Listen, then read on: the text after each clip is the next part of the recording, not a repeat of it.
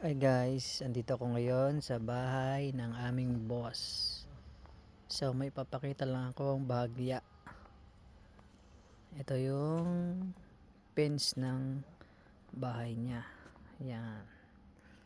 So yun ang ginagawa namin, oh. Yung mga bricks. Bricks, yan. Ito naman yung warehouse niya ng mga tools. 'Di ba? And one more thing is especially ang prutas na to. Hindi ko alam prutas to ano. Yan. Tawag dito ay raspberry. Okay. Yan guys, oh. Raspberry. Sarap niya guys. Yan, oh. Sa bakuran niya lang.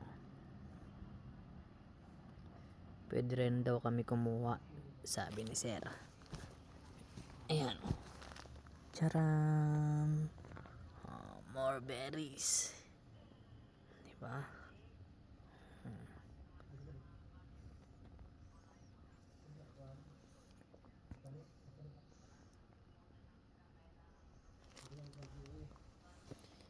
Raspberries.